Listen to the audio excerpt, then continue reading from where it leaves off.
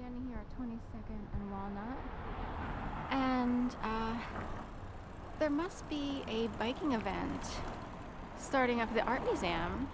I keep seeing bikers, so I know there's the King's protest, but I didn't know there was a biking event. So I'll have to look it up to see. Everyone's headed to the art museum area. I saw tents in that area yesterday when I was by Calder Gardens, and I wondered. Then I learned about No Kings, but No Kings is on Market Street, not in Franklin Parkway. So we have all kinds of bikers involved in this biking event with bibs. So it must be riding for a cause, because it's not, the bikers you just saw on camera are more click-in racers, like they would do this on a regular basis to work out, but I saw a few people on Indigo bikes riding down Walnut Street, and people of all shapes and sizes. So it's some sort of special event. I'll look into it later. I decided to start at 22nd because I wanted to do a nice long walk this way. And here's some bikers coming out of River Loft. Loft has come up a couple times, so now we're and everybody has bibs. Like they picked up their bibs maybe from the convention center or similar. So I don't know this event. So here we go. Wow, it's biker morning before No Kings at someone almost begrudgingly participating. That's funny. Like, what if you do a lot of these and you're like, I don't feel like it, or if you're with certain people and certain dynamics, and some people have to act, superior or whatever. There was a good group turning up 22nd off of Walnut. Reminded me of someone from a yoga class, and they look like a content, happy group with no superiority issues.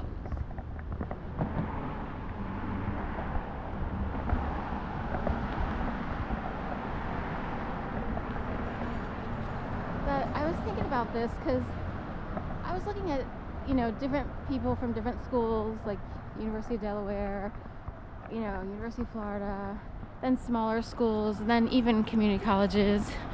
I was just sort of like thinking about staff at different schools. My entire experience has involved, superiority or cantankerous people, like even rough people who are pretty technically abusive, and that's how they get the job done, if they're like a superior in a job or what have you. But I noticed when looking at one school, so I admitted I was checking out someone's, like the coaching staff of a sports team, and I was like, everyone seems nicer. Like they would use different tactics for coaching, or they would use different tactics for even just whatever it is, whether it's a sport or anything. And in a way, I was like, what if you had a totally different experience in your whole life? You felt like more equal-ish, supported. You liked your coaches, you liked your superiors. No one was, playing some sort of game. Every single boss I've had, and this is, I'm talking about my writing career and all the jobs I had, like say in Delaware or elsewhere, everyone's been a little bit something. And it's like, where do you find those people who encourage and inspire and lift people up while still being nice and supportive, without a military bent, without a tactic? Maybe one of my quote-unquote nicer bosses, he might have been nicer, but he didn't talk, and his actual title was editorial director, and there was no direction whatsoever.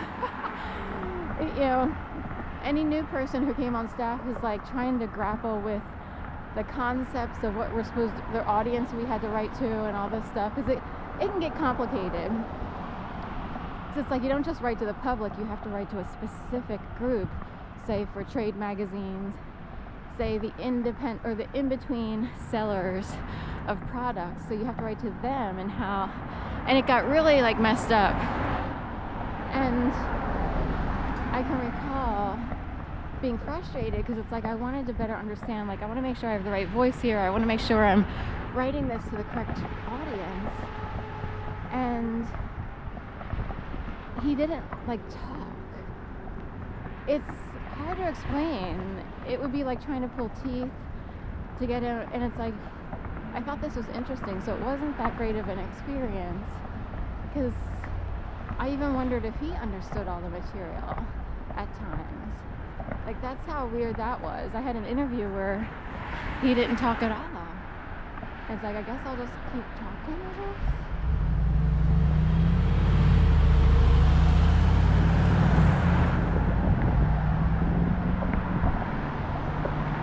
So it's confusing here. They have a light for pedestrians and bikers, but technically the turn light is still red. It's too confusing here, and drivers just assume they can get onto the I-76. They don't realize like you're supposed to let the bikers and walkers go first. So it's late enough. I was trying to decide if I'd go through the fields or go around. And what were we going to do today? Is it too long? I started later on purpose. So I go through the fields very often, but maybe we'll go in front of Franklin Stadium today. We're trying to get longer walks in, and Mart's bomb on Honda Fit.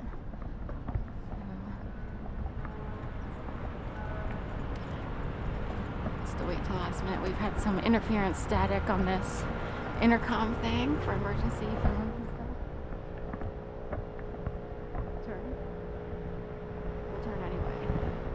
Alright, we just love this way. If I go the other way, it's a long walk and it's kind of boring. This is most interesting. They do have the red and green cranes lit, and you can see the green today way over there, and it's hard to see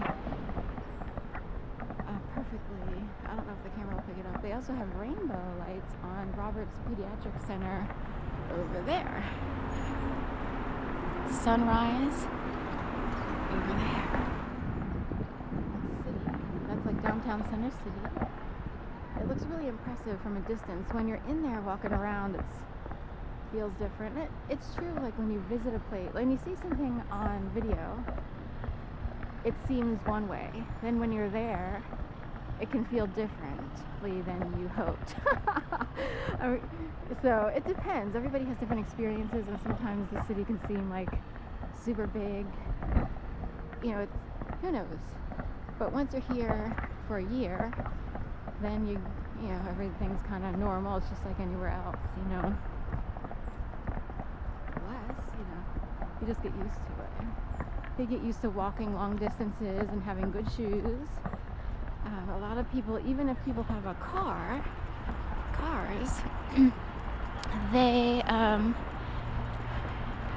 we have frisbee, like football frisbee or frisbee football or whatever, frisbee tossers over here in red and black. So even if you have a car, you know, a lot of people don't use their cars that often. If you're someone who has to park on the street, here's one of these tiny birds. Then you find a spot and you're like, I don't want to move it, so I'll just walk, you know.